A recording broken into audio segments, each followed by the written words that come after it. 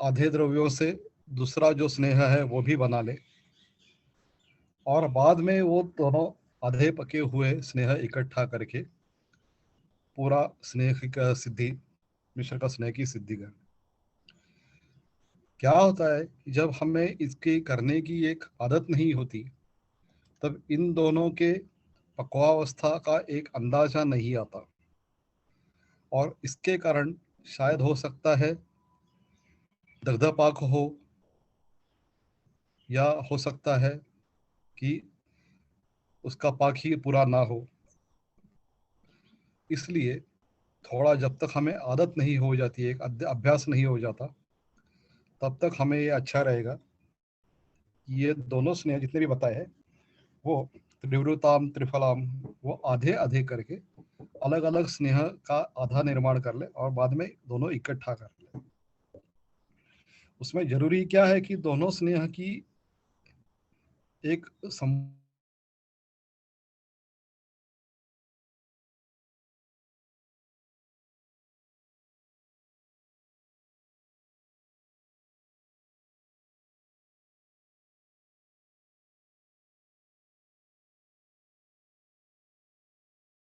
इकट्ठा आ जाना, और उसके बाद एक तीसरा ही कुछ ऐसा द्रव्य तैयार हो जाना कि जिसके गुणधर्म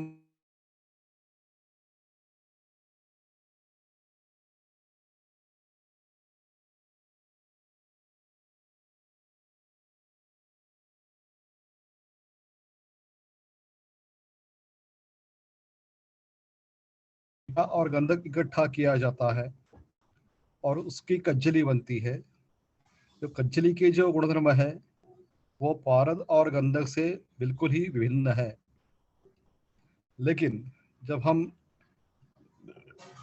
अपनी पढ़ाई खत्म करते हैं, थोड़ी सीनियरिटी आ जाती है, तब हमें इस संकल्पना का मूल देखना चाहिए। मूल ऐसा है कि समूर्छना में सिर्फ द्रव्यांतर अभिप्रेत नहीं है, गत्यंतर अभिप्रेत है। क्योंकि जब हम देखते हैं दोषों की भी समूर्छना हो जाती है, संसर्ग हो जाता है, सन्निपात हो जाता है, तब दोषों के द्रव्यांतर नहीं होता। ऐसा नहीं होता कि वात पित्त इकट्ठा आए और उनका कुछ अलग ही द्रव्य बन जाए। ऐसा नहीं होता कि पित्त कफ इकट्ठे आ जाए और उनका कुछ अलग ही द्रव्य बन जाए। तो समूर्छना जब हम प्रथम वर्ष में सीखते हैं, तब ये दृष्टांत के लिए इतना काफी है।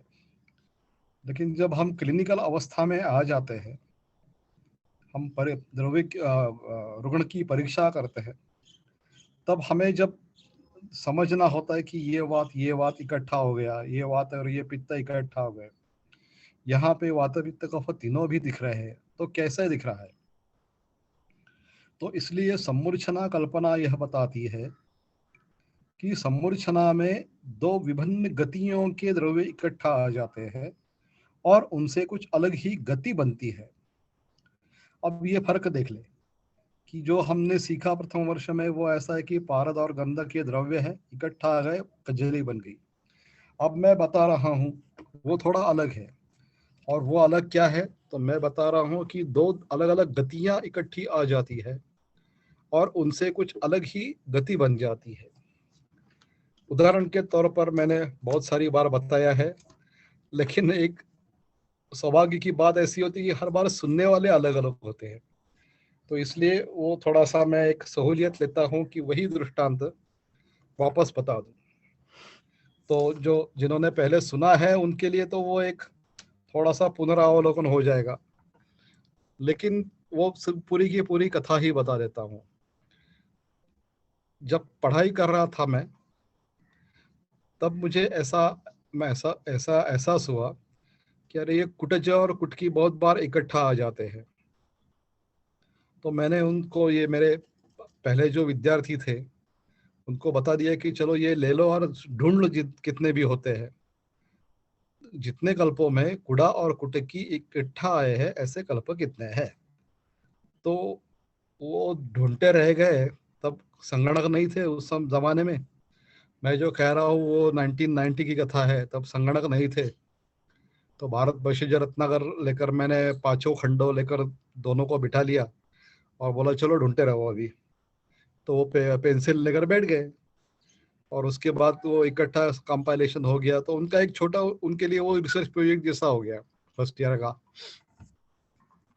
तो उसका बाद में जब मैंने एनालिसिस किया तब मुझे पता चला कि जहाँ जहाँ भी आमाशय की विकृति है और रस की विकृति है, तब ऐसे अवस्था में कूड़ा कुटकी इकट्ठे आए हैं। तो मैं थोड़ा अचरज में पड़ गया कि कूड़ा तो हम जानते हैं स्तंभन करने वाला है, कुटकी जानते हैं भेदन करने वाले, और ये आमाशय और रस धातु पे क्या कर रहे हैं, दोनों इकट्ठा आते हैं। तब ढूंढते ढूंढते मुझे ये समूर्छना की ये बात समझ में आ गई कि दो गतियां इकट्ठी आ जाती है। अब देखो, ये देखो यहाँ पे कुटच और कुटकी देखे तो ज्यादातर अधो मार्ग की गति ही है, लेकिन जब इकट्ठा आ जाते हैं तब उनका कार्य कुछ अलग ही होता है। ऐसे ही ये जो स्नेह है उनकी हमें एक थोड़ी सी गति ही बदलनी है। जैसा कि पिछली बार मैंने कहा कि घृतादाष्टगुणम तैलम मर्दने न तो भक्षणे। तो घृत से अष्टगुण तैल है, लेकिन कहाँ पे, मर्दन करने में। तो हमें ये तैल और घृत या वसा या तैल या वसा या घृत इकट्ठा करना है। तो ऐसे दो द्रव्य इकट्ठा आ जाएंगे, लेकिन उनकी कुछ गति ही बदल जाती है। मैं उदाहरण के तौर पर और एक आपको प्रस्तुत करता हूँ कि कैसे गति ही बदल जाती है। आपने ये पथ्यादिक्वाथ का नाम सुना होगा, शिरोरोग में आता है। और वही दूसरा भी क्वाथ है जिसको वासादिक्वाथ कहते हैं, वो पांडु पित्तासुर कामला, इसमें चर्चा होती है। तो अभी देखो, इसमें फर्क इतना ही है कि वासा गुड़ुचि त्रिफला भूनिम्ब निम्ब, ये जो ग्रुप है वो दोनों में समान है। ये दोनों द्रव्य दोनों में समान है। फर्क क्या पड़ जाता है? फर्क इतना ही पड़ जाता है कि जो शिरोरोग वाला पथ्यदिक्वाथ है उसमें हल्दी पड़ जाती है। वासा गुड़ुचि त्रिफला भूनिम्ब निम्ब, इसके साथ हल्दी मिल जाती है। और वासा गुड़ुचि त्रिफला भूनिम्ब निम्ब, इसके साथ जब कटुकी मिल जाती है तब वो हो जाता है वासादिक्वाथ या फलत्रिकादिक्वाथ, जिसको बोलते हैं। दातार गुरु जी की परंपरा में उसको फलत्रिकादि बोलते हैं। वाग्भट वाले जो लोग हैं वो उनको वासादिक्वाथ बोलते हैं। पांडु पित्तासुर कामला, इसका वो अधिकार है, वाग्भट का है क्वाथ। तो कहने का मतलब है कि थोड़ी सी उनकी गति ही बदल जाती है। शिरोरोग में हल्दी जब पड़ती है तब शिरोरोग में चला जाता है वो, उसका एक गामित्व, पूरे ग्रुप का जो गामित्व है उसकी गति जो है शिरोगामी हो जाती है। और कुटकी जब पड़ती है उसी ग्रुप में, तब ये पांडुपित्तासुर कामला, यानी ये जो अपना पांडुपित्तासुर कामला की जो संप्राप्ति जहाँ पे घटती है वहां पे हो जाता है, यानी कि अन्नघोष स्रोतस्वर प्रायः। तो ये दोनों में बिल्कुल फर्क है। अब थोड़ा सा हमारा विमार्गमन हो रहा है, लेकिन समूर्छना कल्पना बहुत ही जरूरी है। क्योंकि क्या होता है, आप देख सकते हैं लौकिक व्यवहार में भी आप देख सकते हैं कि मेरा क्लिनिक जहाँ पे है वहाँ पे अक्सर ट्रैफिक जाम हो जाता है। और उसका कारण रहता है कि मेरे क्लिनिक के पास जो बड़ा चौराहा है वहाँ पे एक पूर्व से आता है, एक दक्षिण से आता है, और वो दोनों इकट्ठा आने के बाद वहाँ की कुछ गड़बड़ हो जाती है और उसका प्रभाव पश्चिम की ओर जाने वाले ट्रैफिक पर पड़ जाता है। और वो प्रभाव इतना बड़ा रहता है कि वो प्रभाव वहाँ से लगभग एक 100 मीटर दूर पे मेरा क्लिनिक है, वहाँ तक वो प्रभाव आ जाता है। तो ये क्या हुआ कि पूर्व से आने वाला कोई एक ट्रक है, दक्षिण से आने वाला कोई ट्रक है, वो दोनों इकट्ठे आ जाते हैं और उन दोनों को जाना है पश्चिम की दिशा की ओर। तो वो चले जाते हैं, पूर्व से आता है पश्चिम जाता है, दक्षिण से आता है पश्चिम जाता है। लेकिन जाते जाते उनकी जो एक गति बन जाती है दोनों की अलग, उसका परिणाम मुझे वहां से लगभग 100 मीटर दूर पर वो उसका प्रभाव मुझे दिखाई पड़ता है। तो ऐसी होती है सम्मूर्छना और सम्मूर्छना का प्रभाव। जरूरी नहीं कि जहाँ पे सम्मूर्छना हो वहां पे ही उसका प्रभाव पड़े। जैसे कि आप आवरण में देख सकते हैं, पिता वात या वातों का परस्पर आवरण, हमें जब डायग्नोसिस करना पड़ता है, निदान करना पड़ता है, बहुत ही दिक्कत का काम रहता है। चलो, मुझे लगता है ये सम्मूर्छना का काम बहुत हो गया, आगे चलते हैं। अभी तो ये सब चर्चा जो हो रही थी वो मिश्र का स्नेह की चर्चा हो रही थी। औषधि निर्माण में हो, छोड़ दीजिए, औषधि निर्माण की तो बात अलग है। जब हम हमारा खाना पकाते हैं तब भी ये सब का ध्यान रखना पड़ता है। जैसे कि अगर आप कुछ थाई करी बनाते हो या हमारे जो भारतीय व्यंजन है उसमें नारियल का दूध अगर मिल जाता है कहीं पे, बहुत सारे यहाँ पे कोकण जो प्रांत है वहाँ पे नारियल के दूध के व्यंजन बनते हैं। लेकिन अगर उसको गर्म करना हो, जो थाई करी में अक्सर हो जाता है कि वो दूध को गर्म करते हैं। भारतीय जो हमारे कोकण के जो व्यंजन है उसमें नारियल का दूध गर्म नहीं होता है। जैसे कि सोलकड़ी होती है या तमड़ी होती है, या जो भी दो चार व्यंजन मुझे मालूम है। अभी तमड़ी ये कर्नाटक का एक अलग उनका नारियल के दूध से बनाया हुआ व्यंजन है, बहुत ही अच्छा व्यंजन है, लेकिन उसमें अग्नि संस्कार नहीं होता। अब ये जो थाई करी बनती है उसमें अग्नि संस्कार होता है नारियल के दूध पर। तो नारियल के दूध पर अग्नि संस्कार करते समय हमें कुछ ना कुछ उसकी तैयारियां करनी पड़ती है कि कितना अग्नि दे उसको। अगर इतने बड़ी जोर से हम अग्नि उसको दे दे तो क्या हो जाता है, एक तो दूध फट जाता है और नारियल का दूध भी फट जाता है। और दूध फटते फटते वो जो उनमें से जो मसाले पड़ते हैं, वो मसाले और वो दूध का जो इकट्ठा हो जाना अग्नि संस्कार के कारण जो होता है, उसकी कुछ और ही गति बन जाती है और ही द्रव्यांतर हो जाता है। तो कहने की बात यह है कि सम्मूर्छना ये जो संकल्पना है, ऐसे ही आप किसी देख लो कि आप कुछ ग्रुप होता है, हमारे दोस्तों का ग्रुप होता है, तब एक एक तो दोस्त अच्छे रहते हैं। जब ये ग्रुप डायनामिक शुरू होता है तब ऐसा होता है कि अरे ये ग्रुप बड़ा शैतान है, ये एक एक तो अच्छा है इसमें से आदमी। लेकिन ये सब जब लोग इकट्ठा आ जाते हैं तब कुछ ना कुछ गड़बड़ यहाँ पे होती रहती है। जैसे कि मेरा जो हमारा कॉलेज का जो हमारा ग्रुप था, उसमें से सबकी ऐसी ही मान्यता थी कि ये जो लड़के हैं बड़े अच्छे हैं, इकट्ठा जब आ जाते हैं तो शायद अच्छा काम करे, शायद कुछ ना कुछ ऐसी गड़बड़ करे। तो इसलिए ये सब जरूरी है जानना कि ये सम्मूर्छना क्या होता है। तो उसमें द्रव्यांतर नहीं होता, गत्यंतर होता है। चलो आगे बढ़ते हैं। अभी यहाँ पे देख रहा है कि यदुक्तम वातगुलमग्नम स्नौसनम नीलिनी घृतम द्विगुणम तद विरेगार्थम प्रयोज्यम कफगुल्मिनाम। अभी द्विगुणम तद विरेगार्थम प्रयोज्यम स्नौसनम। अभी स्नौसन विरेचन, इसकी व्याख्या शारंगधर ने की है। मुझे लगता है उसकी चर्चा करने की जरूरत नहीं। लेकिन श्वसन और विरेचन में क्या अंतर है, अनुलोमन में क्या अंतर है, ये सब आप तो सब लोग एमडी कर रहे हैं या कर चुके हैं। इसके लिए मैं उसका एक पुनरावलोकन नहीं करूंगा। लेकिन उसमें ध्यान देने की बातें कौन सी है कि स्नौसनम नेली निगुर्तम द्विगुणम तद विरेकार्थम प्रयोजन। वातगुलमग्नम स्नौसनम नीली निगुर्तम जो है वो विरेक के लिए द्विगुण देना है, प्रयोज्यम गुलमिना। तो पहले तो आपको स्नोसन समझ ले, विरेचन समझ ले, और द्विगुणम क्यों देना है ये तो समझ ले। थोड़ा बहुत टीकाकारों ने उसका विवरण किया है। आगे, सुधा क्षीर द्रवे चूर्णम त्रिवृतायाः सुभावितम कार्षिकम मधुसर्पीभ्याम लिढ़वा साधु विरिच्यते। अभी ये मैंने तो सुधा क्षीर का एक तकनीक बता दिया। मैं आज तो कुछ डायग्राम देने वाला था लेकिन मैं रह गया, सॉरी।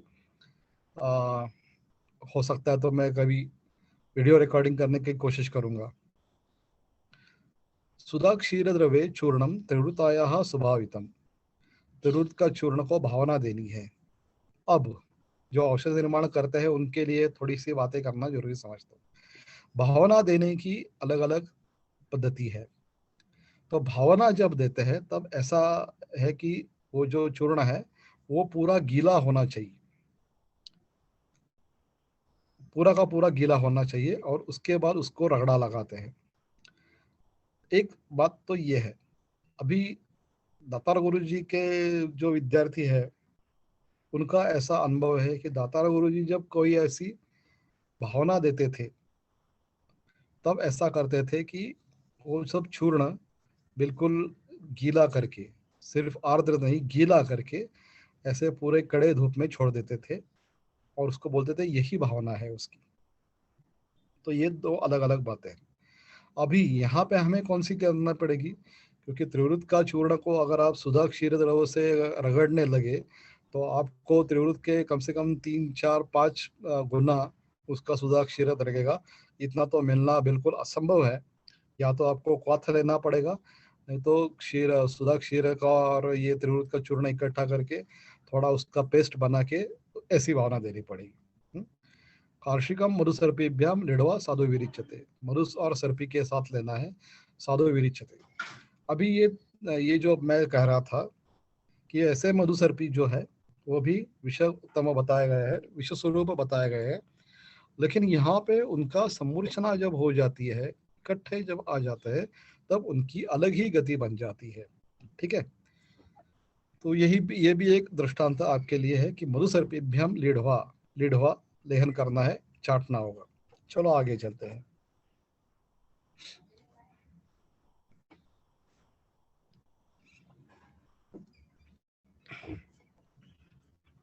जलद्रोणे विपक्तव्यः विंशति पंचचावयाः, दन्त्यः फलानि तावन्ति चित्रकस्य तथैव च, अष्टभागावशेषं तु रसं पूतमधिक्षिपेत्, दन्ती समं गुडं पूतं क्षिपेत् तत्र अभयाशताः, तैलार्धकुडं तच्चैव त्रिवृताया शत्रुफलं, चूर्णितं फलमेकं तु पिप्पली विश्वभेषजम्, तत्साध्यं लेह उच्यते तस्मिन् तैलसमं मधु, क्षिपेत् चूर्णफलं चैकं त्वगेलापत्रकेशरात्, ततो लेहफलं लीढ्वा जग्ध्वा चैकां हरितकीं, सुखम विरिच्यते स्निग्धो द्रोषवस्थम अनामयम। ये तो कृति स्पष्ट है, उसमें कुछ ज्यादा कहने की बातें नहीं है। जैसा भी कहा गया है वैसे ही हो जाएगा। अभी दंती समम गुड़म, ये जरा थोड़ा अध्ययन का नहीं, अभ्यास का, पुनः पुनः करने का विषय है। बाकी तो सब ठीक है। अभी जो यहाँ पे जो लेना ही अभया, वो जो अभया लेनी है वो जिसको हम मराठी में कहते हैं सुरवारी हिरड़ा, वो लेना चाहिए, ना कि जिसको बाल हिरड़ा बोलते हैं, छोटा पीला वाला, या रंगारी हिरड़ा, छोटा नहीं बिल्कुल छोटा रहता है वो, अपने मुनक के जैसा, उसको बाल हिरड़ा कहते हैं। और ये थोड़ा मिड साइज का जिसको बोलते हैं, थोड़ा पीले वाला कलर का होता है, उसको बोलते हैं हमारे यहाँ रंगारी हिरड़ा। वो तो टैनिंग प्रोसेस में इस्तेमाल किया जाता है हिरड़े का, लेकिन यहाँ पे अच्छा है कि आप खाने के लिए इस्तेमाल करना है, तो जरूरी है कि आपको सुरवारी हिरड़ा जिसको बोलते हैं वही ले लें। तो चलो थोड़ा आगे चलते। अभी सुखम विरिच्यते स्निग्धो दोषप्रस्थम अनामयम, ये भी स्पष्ट है। अभी इसकी एक फलश्रुति देख लो। हृद्रोगम ग्रहणी दोषम, कामलाम विषमज्जरम, कुष्ठम प्लीहानम आनाहम, ऐशा हन्युपसेविता। ये जो हरितकी बताई है वो दंती हरितकी, वो हनन करती है। अभी एक थोड़ा सा रेंज देख लीजिए। रुद्रोगम ग्रहणी दोषम, कामलाम विषमज्वरम। अभी आपको क्या करना है अध्ययन करने, कुष्ठम प्लीहानम आनाहम। अभी आपको देखना होगा कि इसके कौन कौन से अवस्था में इसका इस्तेमाल हो सकता है। स्वाभाविक है कि रुद्रोग में, जिसको हम बोलते हैं कि वेगावस्था, वहाँ पे उसमें नहीं होगा। ग्रहणी दोषम के बाद उसमें भी ऐसा ही है कि ग्रहणी का जब मूर्बद्धम मूर्धर्म वेग हो रहा है वहाँ पे दे नहीं सकते। कामला, कामला में भी ऐसा है कि कामला की जब व्यक्त लक्षण हो तब आप ये नहीं दे सकते।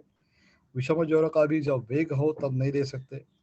कुष्ठ में बिल्कुल कहीं भी दे सकते हैं, स्रावी ना हो इतना ही ध्यान रखना पड़ेगा। और स्रावी भी है तो उसमें पित्त की प्राधान्यता है या कफ की या वात की देखकर आपको देना पड़ेगा। प्लीहामय, अभी प्लीहामय तो ठीक है, आप जैसे भी चाय दे सकते हैं। आनाहम, अभी आनाह में भी आपको संप्राप्ति नियत करनी पड़ेगी कि दंती हरित की दे दे, और आनाह की अगर संप्राप्ति गलत हो गई आपकी तो यहाँ से विरेचन हो जाएगा और पूरे के पूरी गड़बड़ हो जाएगी। तो और उसके साथ देना है क्रमशः से द्रवो मांसरसोदना, द्रव मांसरसोदना। हाँ, मांसरस और ओदन देना है। मांसरस के बारे में और ओदन के बारे में चर्चा हमारी हो चुकी है, तो चलो आगे चलते हैं।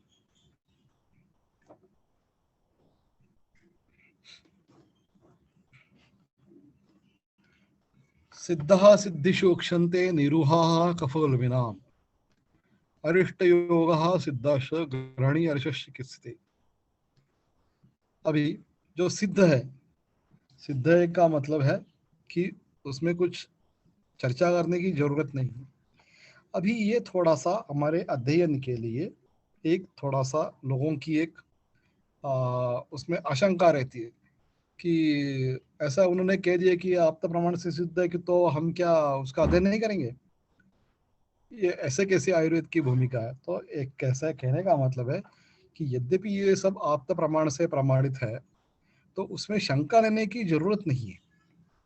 लेकिन अगर आपको रिसर्च करना है तो आप क्या कर सकते हैं कि बाकी प्रमाणों से उसकी सिद्धि कर सकते हैं। प्रत्यक्ष प्रमाण है, अनुमान प्रमाण है, युक्ति प्रमाण है, इन प्रमाणों से आप उसकी चीज सिद्धि कर सकते हैं। लेकिन भूमिका क्या होगी, इसको हाइपोथेसिस बोलते हैं।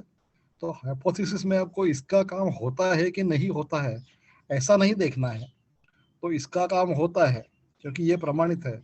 हम सिर्फ क्या समझ रहे हैं कि ये काम कैसे करता है, तो इसकी तो एक जो भूमिका होगी कि वो शास्त्र का तर्क एक प्रमाण हमारा तैयार होगा कि ये ऐसा ऐसा है इसलिए इसका काम होता है, और वही जो तर्क है उसका हम अध्ययन करेंगे प्रत्यक्ष प्रमाण से, अनुमान प्रमाण से, युक्ति प्रमाण से। तो ऐसा मतलब इसका मतलब ये नहीं कि आयुर्वेद में आपके लिए रिसर्च की कुछ गुंजाइश नहीं है, बिल्कुल आप रिसर्च कर सकते हैं। ऐसा किसने कहा है कि आप तो ने कहा है तो आपको उसमें दखल देने की जरूरत नहीं। अक्सर बताया जाता है कि न मीमांसा कथंचन, इससे आयुर्वेद की क्षति हो गई, बिल्कुल नहीं क्षति हुई है। न मीमांसा कथंचन इसका मतलब है उसकी सिद्धि पर आप प्रमाण पर उस पर संदेह ना करें। अगर जो कहा है इस शास्त्रों में या चरक सिद्धा चरक ने, तो उसका इस्तेमाल होना है, उसका उचित उपयोग होना है बिल्कुल। उसमें सिर्फ कैसे, किस तरीके से, उसके जो हम बोलते हैं मात्रा कालाश्रय युक्ति, वो व्यवहार अलग अलग हो सकता है। तो व्यवहार का रिसर्च हो सकता है, ना कि उसकी कल्पना का भी रिसर्च हो सकता है। कि ऐसे नहीं देखना है कि इसका देखता हूँ कि मैं इस पर ये उपयुक्त है कि नहीं, ये उपयुक्त है। आपको ये तय करना है कि ये किस अवस्था में उपयुक्त है, कितनी मात्रा में उपस्थित है, कौन से काल में देना है, ये सब आपके लिए रिसर्च का एक काम बन जाता है। चलो आगे चलते हैं। यश्चूर्णम गुटिका, यच्चूर्णम गुटिका यश विहिता वात गुल्मिना द्विगुण क्षार हिंगवम्ल वेतसास्ता कफे हिता, आपके लिए एक अध्ययन का विषय बन गया। चूर्ण गुटिका वात गुल्म में बताए गए हैं, वो द्विगुण क्षार और हिंगु अम्ल वेतसा वो कफ में देने हैं। अभी देख लीजिए कि वात और कफ ऐसे तो विरोध, दोनों में बहुत ही विरोध ही है, लेकिन इसका द्विगुण करके ये आपको कफ पर देने के लिए कहा गया है। अभी ऐसा है कि तत्राद्या मारुतम ग्रंथि त्रयस्तिक्तादय कफम, तो जो रस वात को बढ़ाते हैं वो कफ को कम करते हैं, और जो कफ को बढ़ाते हैं वो वात को कम करते हैं। लेकिन यहाँ पे गुल्म एक असाधारण अवस्था है। वात गुल्म ये एक अलग ही इसका संकल्पना है, असाधारण अवस्था है। सामान्य नियम तो कह दिया कि जो वात होता है और उसका कफ का और विरोध होता है। जो रस वात बढ़ाते हैं वो रस कफ कम करते हैं, जो रस कफ बढ़ाते हैं वो वात कम करते हैं। लेकिन ये विशेष अवस्था है, असाधारण अवस्था है। तो इसके लिए बता दिया कि द्विगुण क्षार हिंगवम्ल वेतसास्ता कफे हिताहा, वही जो गुटिका है उसमें द्विगुण क्षार हिंगू अम्ल लव अम्ल वेतस डाल दे तो वो कफ में भी हितकर होती है। तो आपके लिए ये एक चर्चा का अध्ययन हो जाता है कि अभी इसमें संदेह नहीं करना है, कफ पर ये तो इस्तेमाल होगा ही होगा, कैसा होगा ये आपको ये बताना होगा। आगे, य एव ग्रहणी दोषे क्षारास्ते कफ गुल्मिनाम सिद्धा निरत्यया शस्ता दाहस्वन्ते प्रशस्ते। सिद्धा निरत्यया शस्ता, ये तो आप बाद में देखेंगे। तो यह एव ग्रहणी दोषे क्षारा, क्षारम जो को बताए गए हैं कफ गुल्मिनाम सिद्धा निरत्यया, वो सिद्ध है, निरत्य है, उसमें कुछ आपत्ति नहीं आती। दाहस्वन्ते प्रशस्ति, अभी ये क्या है नाटक, जरा देखना पड़ेगा। दाहस्वन्ते, टीकाकारों का कहना क्या है? नहीं, थोड़ा मैं थोड़ा अध्ययन करके बताऊंगा, अभी तो मुझे ये उसकी स्वाभाविक कल्पना नहीं हो रही है। कोई बात नहीं, वो टीकाकारों ने कुछ कहा है, क्रियांतरा सिद्धौ अंते एव कर्तव्य दाहस, नहीं नहीं नहीं, इसके बारे में चर्चा थोड़ा मैं आगे ही करूंगा। अभी मेरे दिमाग में कुछ नहीं घुस रहा है, तो ऐसे कुछ लंबा चौड़ा भाषण देने से कुछ नहीं हो, पर्याप्त नहीं होगा। चलो कोई बात नहीं। प्रपुराणानि धान्यानि, अभी प्रपुराण ये विशेषण है उसका, सिर्फ पुराण नहीं, थोड़ा ज्यादा पुराण।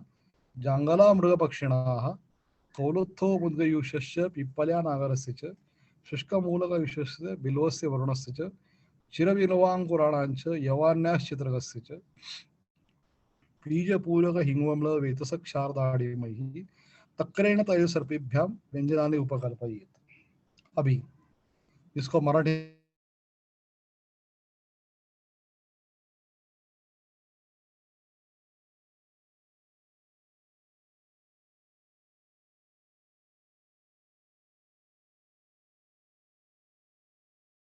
शुष्क मूलकयूष बिल्व वरुण चिरबिल्वांकुर यवानी चित्रक बीजपूरक हिंगू अम्लवेतस क्षार दाड़िम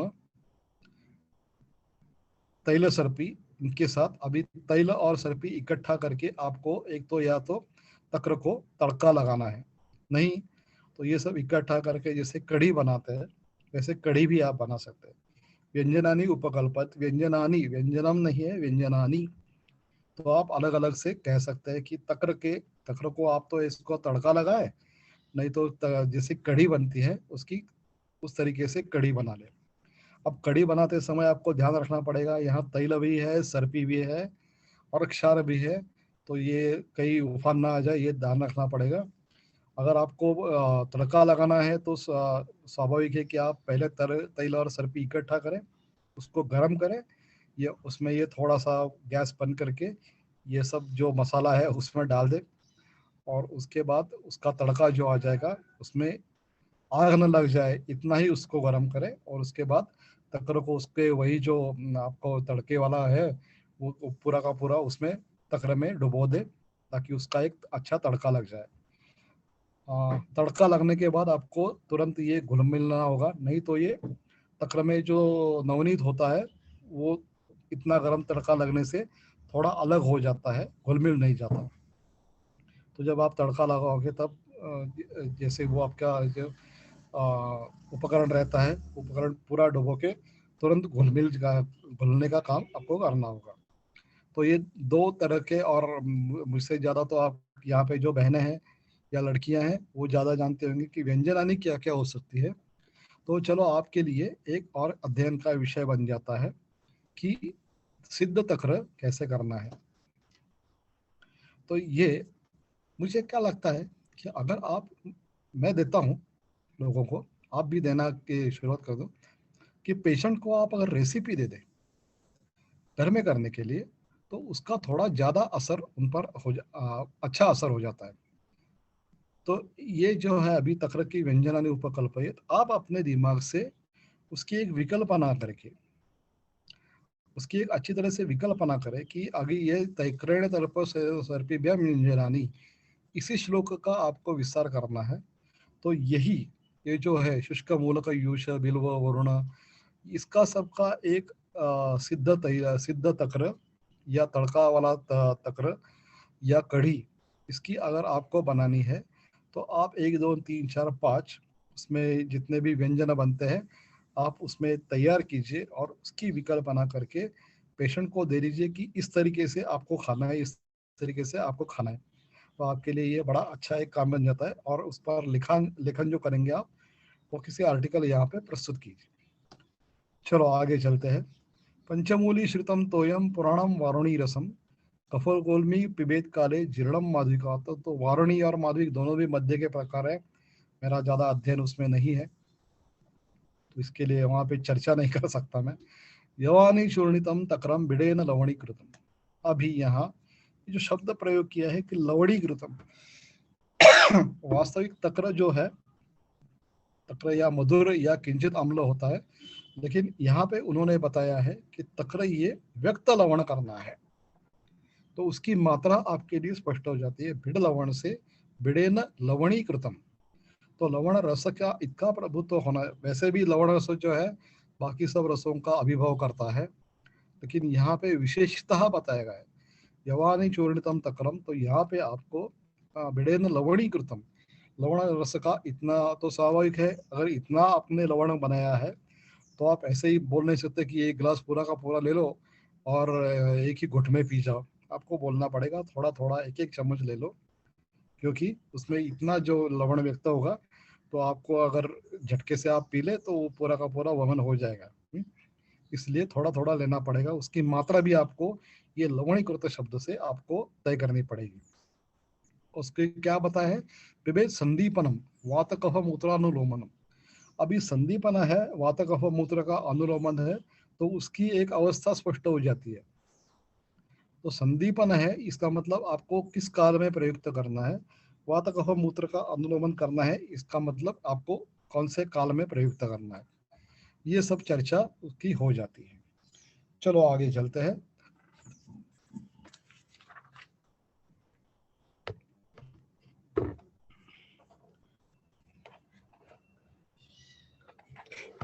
संचित क्रमशो उल्मो महावस्तु परिग्रह कृतमूल सिरानद्धो यदा कूर्म इवोन्नतः। जैसे कछुआ उन्नत हो जाता है, कछुआ आपने देखा होगा जब चलता है समुद्र की रेत पर, जब जो चलता है तब उसका एक उन्नत नहीं होता, वो थोड़ा सा फ्लैट हो जाता है। लेकिन वो जब अपने आप को सिकुड़ लेता है, थोड़ा पीठ उसकी ऊपर आ जाती है, क्योंकि वो पैर अंदर सिकुड़ लेता है। तो इसकी उपमा दी हुई है। तो कृतम मूल सिरानद्धो यदा कुर्म एवोन्नतः। और अभी ऐसा तो महावास्तु परिग्रह, उसका वास्तु परिग्रह भी ज्यादा हो गया, तो स्वाभाविक है कि उसका एक शारीर का एक वहां पे प्रेशर बढ़ जाता है। ऐसा होता है कि जब हमारे एक फॉरेन बॉडी बन जाती है, वहां पे एक शल्य बन जाता है, और जितने भी वहां से गुजरने वाले स्रोत सब उन पर एक उस पर जो वहां से होने वाला जो वहन है, उस पर एक स्वाभाविक प्रेशर बना हुआ जाता है। तो जो स्रोतोसानी वहां से जा रहे हैं, उस पर एक इतना शारीर का एक प्रेशर बन जाने के कारण वहां से वो स्रोतों का बहना कम हो जाता है, और उसके कारण ये दौर्बल्य, अरुचि, उल्लास, कास, वमी, अरति, ज्वर, ये सब लक्षण दिखते हैं। और अगर इतने लक्षण डिले हो जाते हैं, हस्त रन्ना भी हस्त पादेशु शोफा कर्षति गुलमिनम। तो कर्षति यानी कर्षण कर जाता है, गुलमी का कर्षण कर जाता है। क्योंकि क्या होता है कि वो खा भी नहीं सकता, कुछ पी भी नहीं सकता। तो ऐसी अवस्था में उसका खाने के कारण या खाना खाने के कारण, ना पीने के कारण, और ये जो शरीर का जो एक पूरा एक प्रेशर बन जाता है, उसमें के कारण पूरा पोषण ही नहीं हो पाता। इसके लिए वो उसका कर्षण हो जाता है। ऐसी अवस्था में चिकित्सा क्या करनी है, नहीं तो खाना खाना क्या देना है, इसका कभी यक्ष्मा में या उसके बारे में चर्चा करें। लेकिन आप देख सकते हैं कि कैंसर के जो अलग अलग ये होते हैं ना, कैंसर अलग अलग ट्यूमर्स है, इसमें आपको ये सब दिखाई पड़ेगा। सेकेंडरी जब बन जाता है तब आपको ये ऐसा ये लक्षण दिखाई पड़ते हैं, दौर्बल्य, अरुचि, उल्लास। उसमें खाना कैसे खिलाना है, पीना कैसे पिलाना है, इस सब इस पर हमें ध्यान देना पड़ता है। पेशेंट को उनकी सूचना देनी पड़ती है कि इसको कैसे बैठाओ, कैसे खाना खिलाओ, क्या खाना खिलाओ। अगर शायद हो सकता है कि उनको एक 20-30 मिनट भी लग जाए खाना खाने के लिए, तो उनको क्या खिलाना है, कैसा वो निगल सके, क्या खिलाना है, उसको चबाने का खाना देना है कि निगलने वाला खाना देना है, कि पेट पर सिर्फ दूध की पट्टियाँ रखनी है। इस सब की चर्चा कभी ना कभी हमें जरूर करनी पड़ती है। तो 5 मिनट के लिए ब्रेक लेते हैं।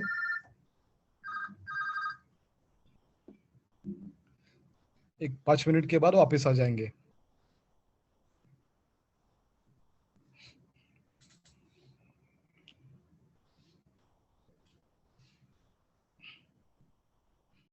तो चलो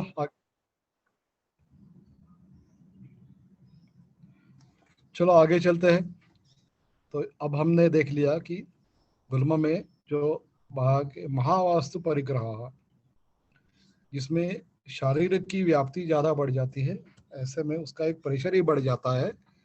और तब जब वो कूर्म इवोन्नतः उसको एक दृश्य आकार आ जाता है, तब उसमें एक प्रेशर बढ़ने के कारण, एनाटॉमिकल प्रेशर बढ़ने के कारण ये सब लक्षण दिखाई पड़ते हैं। और न सिद्ध्यति, उसकी सिद्धि होना ये संभव नहीं है। तो उसमें आपको क्या करना चाहिए? तो एक तो प्रत्याख्याय कि ये ठीक होने वाला नहीं है बता के, अभी यहाँ पे एक वैशिष्ट्य ऐसा है कि यहाँ पे सर्जरी भी नहीं बताते, सर्जरी भी नहीं बताते कि ये सिद्ध होने वाला नहीं है। हाँ, तो ये एक आपको ध्यान रखना पड़ेगा। कभी कभी क्या हो जाता है कि हम कहते हैं कि चलो अभी इसको सर्जरी कर लो, तो नहीं, कभी कभी ऐसे इतना वो वास्तु परिग्रह विकट हो जाता है कि सर्जरी करते समय भी कहीं ना कहीं गड़बड़ हो सकती है और पोस्ट ऑपरेटिव रिकवरी बिल्कुल ही गंदी होती है। इसलिए सर्जरी भी नहीं करनी चाहिए, जितना हो सके उसकी या पे या प्रत्याख्याय चिकित्सा ही कर। चलो आगे चलते हैं।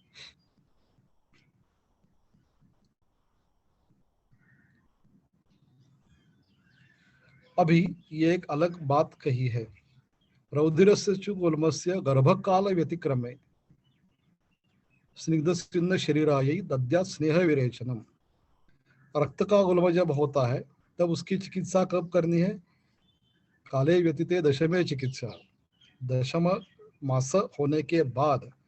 क्योंकि आपको ये पूरा ध्यान रखना पड़ेगा कि ये गर्भ नहीं है, उसके बाद ही उसकी चिकित्सा करनी है।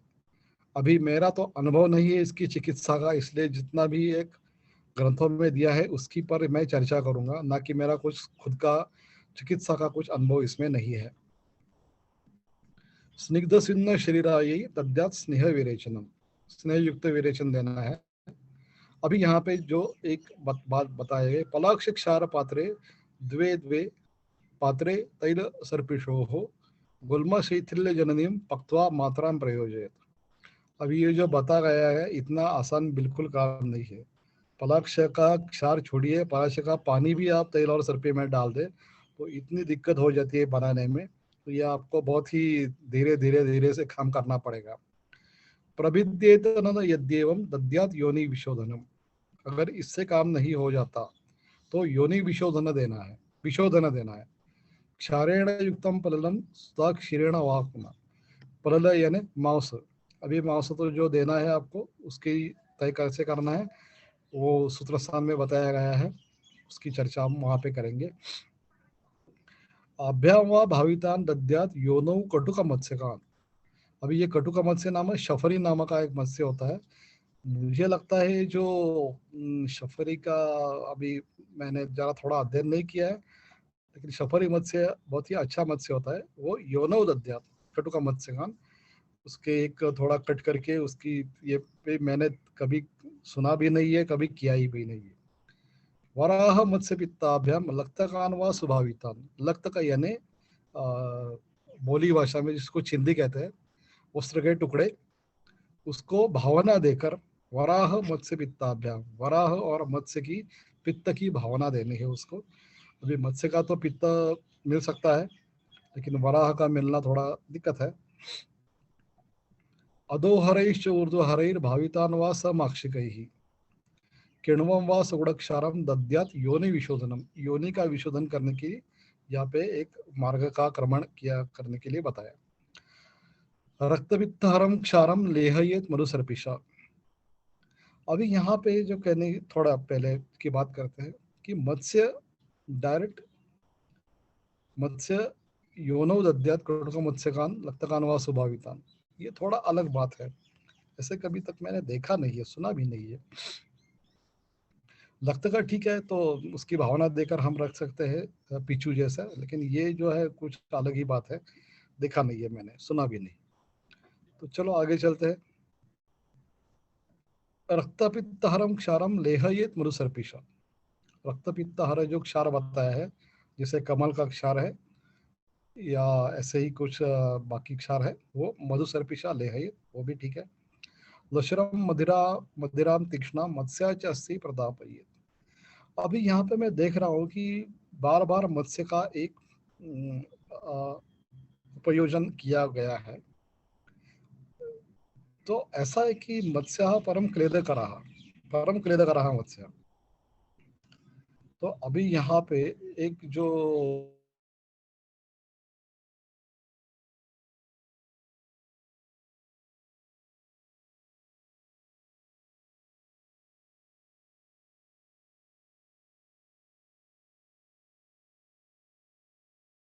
अस्सी प्रदापयेत खाने के लिए देने हैं, तो रक्तवित्तर अगर हम ऐसी अवस्था में भी ये इतना क्लेद बढ़ाने का काम करें तो गड़बड़ हो जाएगा। इसलिए उसका जो व्यंजन बनाने हैं वो जैसे कि फ्राइड व्यंजन बना सकते हैं, क्योंकि अगर आपको ये पूरा उनका जो क्लेद है वो निकालना पड़ेगा आपको, तो थोड़ा सा शैलो फ्राई करके दे दीजिए, या उसको क्या बोलते हैं, पानी में उबालने के बाद थोड़ा सा अगर क्लेद उसका निकल जाता है, नहीं तो ये जो क्षार बीर बताया ना, लवण या क्षार, उनको लगा के कम से कम आधा घंटा 1 घंटा उसका मैरिनेशन कीजिए। जो ऐसे भी खाना मत्स्य बनाते हैं उसमें हल्दी और लवण का एक उसका पहले लेप लगाते हैं, और उसके कारण उसका थोड़ा क्लेद कम हो जाता है, निकल जाता है वो सब। तो ये भी एक प्राइमरी प्रोसेसिंग उसका करना जरूरी है। मदिरा के साथ देना है आपको, लहसुन के साथ देना है, नहीं तो और भी काम कर सकते हैं आप। ये किसी आसव, इस अधिकरण में आप जो द्राक्षा सव है या अरविंदा सव अच्छा रहेगा इसके कारण। तो ऐसे आसवों में थोड़ा उसको मैरिनेट करके लहसुन का रस, लहसुन और अदरक और ये क्षार या लवण या और हरिद्रा, इसको मैरिनेट करके उसको थोड़ा सा उसको शैलो भून के, शैलो फ्राई करके तैल या घृतम में, या सिद्ध तैल या सिद्ध घृतम में उसको आप खाने के लिए दे सकते हैं। लेकिन मत्स्य जब भी आपको खाने हैं खुद को या किसी पेशेंट को देने हैं, तब आपको ये ध्यान रखना पड़ेगा, महिला हो तो विशेष ध्यान रखना पड़ेगा कि इतने के लिए बहुल मत्स्य हो जाते हैं वहाँ पे कि अगर किसी ये रजत प्रवृत्ति अपेक्षित करने वाली अगर कोई कन्या या महिला हो तो शायद 2-2 दिन भी उसका वो रजत प्रवर्तन अधिक हो सकता है, जल्दी आ सकता है या अधिक हो सकता है। और क्लेद तो इतना बढ़ता है कि उसमें इतनी गर्मी बढ़ती है, क्लेद भी नहीं बढ़ता और इतनी गर्मी बढ़ती है कि कभी कभी उसका शॉकिंग इफेक्ट भी आ जाता है। विशेषता ये जो प्रॉन्स है रहते हैं ना, इसको क्या कहते हैं, क्षुद्र मत्स्य ही है, लेकिन ये मराठी में उसको बांगड़ा कहते हैं, मुझे मालूम नहीं हिंदी में क्या कहते हैं। लेकिन ये बांगड़ा और ये जो प्रॉन्स है, ये क्लेदों में भी क्लेद बढ़ाने वाले प्रकार है। क्योंकि ये प्रॉन्स जो है वो तो पूरे जैसे कि वराह रहता है ना हमारा, किट्टा पुष्यंती, जितने भी हमारा मल है उस पर वो वराह जीता है। इसके लिए तो उसका वो जो उसका मेद खुद का अलग ही रहता है।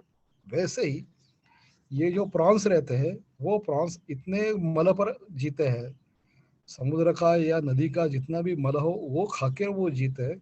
इसके लिए उनका एक क्लेद इतना परम रहता है कि अगर आपको वो सुटेबल नहीं है तो आपको बड़ी दिक्कत आ सकती है। एक बार मेरा खुद का भी अनुभव है, वो जरा गंभीर ही अनुभव था।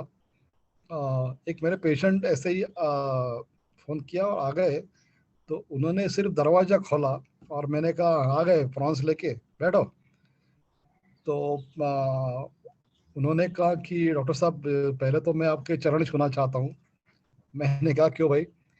तो उन्होंने कहा कि हमने हमें कुछ बोला भी नहीं और आपने मेरे मुंह से ही पहचान लिया, तो आपको कुछ सिद्धि है क्या?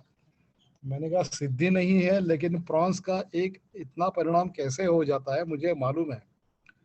उससे क्लेद कैसा मुंह पर दिखाई पड़ता है, पूरे बदन पर दिखाई पड़ता है, और किस तरीके से वो बह जाता है क्लेद। जैसे कि पूरा ऐसा समझो एक अवभास आ जाता है, एक चमक आ जाती है पूरे बदन पर, चेहरे पर तो विशेषता आ जाती है। तो इससे एक टिपिकल वो क्लेद का एक बिल्कुल ही अपनी अपनी एक आभा रहती है। तो उसे पता चलता है कि ये आया है प्रॉन्स खा के। इनको साथ में है उनकी बात अलग है, लेकिन जिनको साथ में नहीं है उनके लिए बहुत ही दिक्कत वाली बात है। तो इस पर ज़रा ध्यान दें। विशेषतः आपको ये अगर आपको ये मधुमेह हो या ऐसे कुछ रोग हो कि जिसमें ये अगर हेतु होता है, हेतु नहीं होता ज़्यादातर मत्स्य, लेकिन उनको खाने की आदत रहती है, तो उनके सब लक्षण, क्लेद वाले लक्षण जितने भी है वो बढ़ जाते हैं। फिर भी इस पे कहा गया है कि रक्त गुल्म में चिकित्सा के क्लेद देना है, तो आपको क्लेद की कुछ ना कुछ जरा थोड़ी तरकीब सोचनी होगी कि क्या करें। अभी यहाँ पे और एक बात बताई गई, अदृश्यमाने रुधिरे दद्यात् गुल्म प्रवेदनम।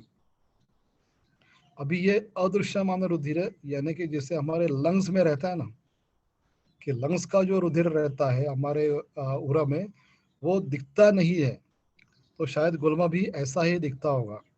तो अगर ऐसा गुल्मा आपके आंतों में या अनवस्त्रतुष में या आंत्र कहीं पे, लघ्वांत्र, बृहदांत्र, ग्रहणी या आमाशय कहाँ भी हो, वहाँ पे अगर हो, तो वहाँ पे आपको गुल्म प्रभेदन देना है।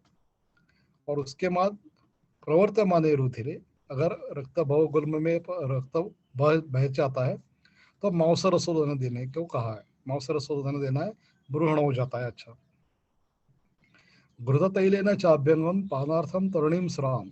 घृत और तैल से अभ्यंग। अभी यहाँ पे घृत तैल ये एक सामासिक शब्द है, घृत तैलेन, घृतेन च तैलेन च ऐसा कहा गया था तो अलग अलग, लेकिन यहाँ पे घृत तैल इकट्ठा शब्द है, सामासिक शब्द है, तो घृत और तैल इकट्ठा करके आपको देना है। रुधिरे अति प्रवृत्ते तु रक्तपित्त हरि क्रिया। अभी ये क्लिनिकल के लिए काम बन जाता है कि रुधिर का अति प्रवहन कैसे हो रहा है, ये आपको क्लिनिकल से तय करना है कि रक्त के अत्यधिक बह जाने से क्या क्या लक्षण दिखाई पड़ते हैं, रक्तक्षय के लक्षण दिखाई पड़ते हैं। तो यहाँ पे रक्तपित्त हरि क्रिया करनी है। कार्या वात रुगारताया सर्वा वात हरि पुनः। 3 लेवल्स बताए हैं कि रुधिर अति प्रवृत्ति, रक्त प्रवृत्ति का क्रिया करनी है। वात रुगार्थ असेल अगर होगा कि वात की रुजा, वात का शूल प्रधान। अभी वात में ऐसा है कि जो पीड़ा होती है वो शूल प्रधान होती है या स्तंभ प्रधान होती है। तो शूल प्रधान है तो यहाँ पे बताई गई है कि रुक आर्ता या वातहरी करनी है। स्तंभ प्रधान है तो आपको स्वाभाविक रूप से वहाँ पे, स्तंभ है तो अभ्यंग चिकित्सा करनी पड़ेगी, शूल है तो अभ्यंतर स्नेह का इस्तेमाल करना पड़ेगा। घृत तैलावसेकाश, घृत और तैल का अवश्य करना है, लेकिन वही आपको करना पड़ेगा।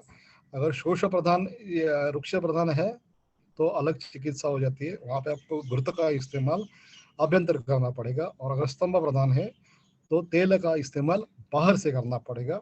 ये आपको सिर्फ यहाँ पे नहीं, एक पूरा का पूरा ध्यान रखना पड़ेगा कि वात के जितने भी लक्षण है या तो शोष प्रधान होते हैं या स्तंभ प्रधान होते हैं।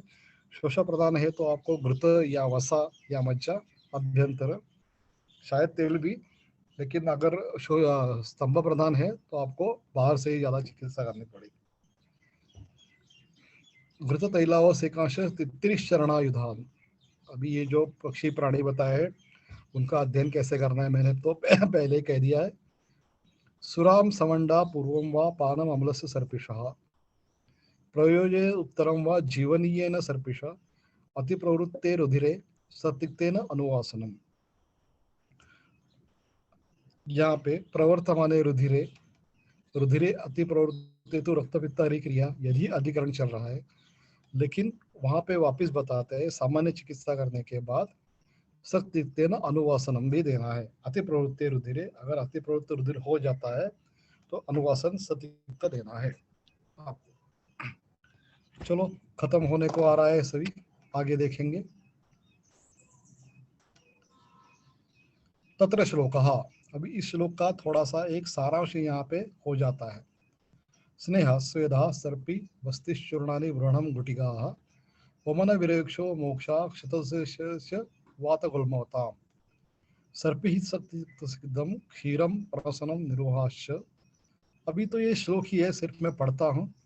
रक्तस्य च अवसेचनम आश्वासन संशमन योगाः उपनानं सशस्त्रम पक्वस्य आभ्यंतर प्रभिन्नस्य संशोधन संशमने पित्तभ्रवस्य गुल्मस्य स्नेह स्वेदो भेदो लंघनम उल्लेखनम विवेकश्च सर्पिर्बस्ति बस्तिर्घुटिकाश्चूर्णमरिष्टास्य सक्षाराः गुल्मस्यांते दाहा।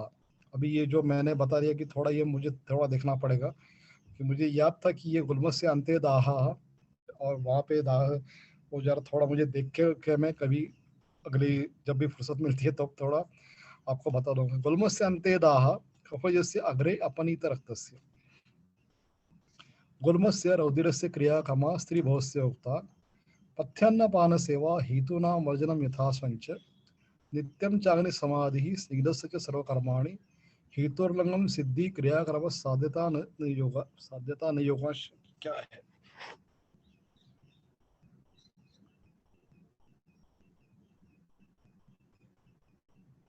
साध्यता न योगाश गुल्म चिकित्सित संग्रह एतावान व्यारुतो अग्निवेशस्य। यहाँ पे ये पूरा समाप्त होता है। अभी यहाँ देखने की बातें क्या क्या है। इसके पहले हमने रक्तपित्त चिकित्सा देख ली। उस अध्याय का कहने का एक अपना ढंग था, इस अध्याय में कहने का अपना एक ढंग है। इसका मतलब एक पूरा एक ही सिस्टम से नहीं चल रहे। यद्यपि जो कुछ कहना है वो अवस्था कहनी है, दवाइयाँ कहनी है, लेकिन कहने का एक अलग अलग अपना अपना ढंग है। और वो ढंग जो है वो किसी व्यक्ति विशेष का अपना अपना ढंग होता है। नहीं तो उस जो ये जो है जो अधिकरण है गुल्म, गुल्म का लिखने का अलग ढंग होता है, नहीं तो जो व्यक्ति अध्याय लिख रहा है उसका अलग ढंग हो जाएगा। तो ये आपको ध्यान रखना पड़ेगा। वो समांतर उसके लिए उसी के लिए मैं गाने का उदाहरण देता हूँ। कभी कभी क्या होता है कि जो गाने की जो बंदिश होती है, किसी गाने का बंदिश का अपना अपना ढंग होता है, नहीं तो उसी राग का पेश करने का किसी गाने वाले का अपना अपना ढंग होता है। उसी तरीके से ये रक्त पित्त के अध्याय में रक्त और पित्त ये दो दुष्य है यहाँ पे, और यहाँ पे दुष्य जो है वो अलग है। इसके कारण भी उनको एक पूरा स्ट्रेटेजी की चेंज करना पड़ा कि अभी इसको देखना कैसा है, हाउ टू मैनेज, इसका स्ट्रेटेजिक बदल किया हुआ है या नहीं। तो जिसने भी ये अध्याय लिखा है, जिसमें इसका संकलन किया है, उसकी अपनी एक ढंग की, उसकी अपनी एक प्रस्तुति उन्होंने की है। तो जरूरी है कि जैसे कि हम कहते हैं कि हर एक टेबल बना ले, गुल्म 1 नंबर 2 नंबर 3 नंबर, ऐसा नहीं होता यहाँ पे। तो गुल्म का एक अपना प्रोटोकॉल होता है, रक्तपित्त का अपना एक प्रोटोकॉल होता है, खास का अपना एक प्रोटोकॉल होता है। और वो अगर प्रोटोकॉल हम जान ले तो वो प्रोटोकॉल से आपको एक शास्त्र का पता, शास्त्र के तर्क का पता चल जाए कि गुल्म को चरक कैसे देखता है, गुल्म को सुश्रुत कैसे देखता है, गुल्म को वाग्भट कैसे देखता है। ये अगर उनका नजरिया आपको पता चले तो जितने भी अनुक्त गुल्म है उसमें भी आप देख सकते हैं। तो अनुक्त गुल्म तो आपके पास आते ही होंगे या आ जाएंगे, अभी तक नहीं आए हैं तो इसके लिए ऐसा ही देखना पड़ेगा आपको कि अभी ये क्या करना है मुझे। तो मैं जब पूरा का पूरा नया चिकित्सक था, पहले मेरे ही ऐसे ही एक जो क्रिटिकल केस आई थी वो ऐसे ही गुल्म की थी। लगभग 38 स्क्वायर सेंटीमीटर का एक गुल्म था, 38 सेंटीमीटर स्क्वायर गुल्म का। और उनको कहा था कि ये तो मैलिग्नेंट है, तो करना पड़ेगा उनका ऑपरेशन, कल ही करना है। तो संयोगवश उन्होंने मुझे पूछ लिया, तो मैंने कहा कि अभी जिन्होंने आपको बताया तो बड़े हैं डॉक्टर पुणे के, लेकिन मुझे नहीं लगता कि ये दवाई उससे टिकने वाला होने वाला नहीं। तो बोले कि ठीक है, हम 1 महीने तक ठहर जाते हैं। तो 1 महीने में पूरा वो जो गुल्म था वो ठीक हो गया। 38 स्क्वायर सेंटीमीटर का था वो पूरा का पूरा उसका भेदन हो गया, और वो जो बूढ़ी मौसी थी पूरी की पूरी ठीक हो गई। उसके बाद वहाँ से कैंसर वाले बहुत सारे पेशेंट मेरे पास आने लगे। तो कहने का मतलब है कि अभी ये जो गुल्म बताया गया था वो तो इतना में नया था कि अनुक्त का चर्चा भी नहीं, लेकिन गुल्म का अध्याय पढ़ने के बाद ये जो है उसका दर्शन स्पर्शन प्रश्न से कैसे उसका निदान करना है, ये कफ प्रधान है कि वाता प्रधान है, आशय में कौन से है, ये सब देखने का एक नजरिया मुझे चरक का मालूम था। और नजरिया मालूम होने के कारण उसकी मैंने कुछ संप्राप्ति बना ली। उसमें बाद में मैंने 2-4 बार उसको प्रेजेंट भी किया कि ऐसे ऐसी उसकी संप्राप्ति बन गई थी, इसलिए मैंने ऐसे ऐसी उसको दवाई दे दी और उसके कारण ये ठीक हो गया।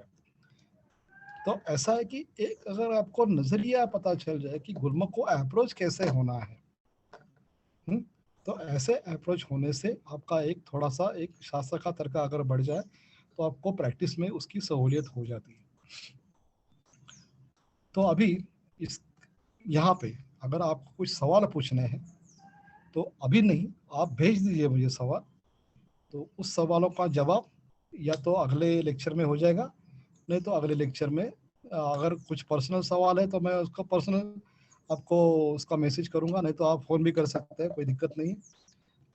लेकिन अगर ज़्यादा सबके लिए चर्चा करने के अगर सवाल नहीं है तो आप पर्सनल भेज दीजिए। अगर मुझे लगा कि ये सवाल है और उसकी चर्चा होनी चाहिए तो सबके लिए चर्चा करेंगे, तो आप पर्सनल मुझे भेज दीजिए, जो भी होगा देखा जाएगा। और अगले बुधवार को अगला वाला ये हमारा अध्याय जो भी है शुरू कर देंगे। तो आज के लिए काफ़ी है, चलो मिलते हैं, नमस्ते।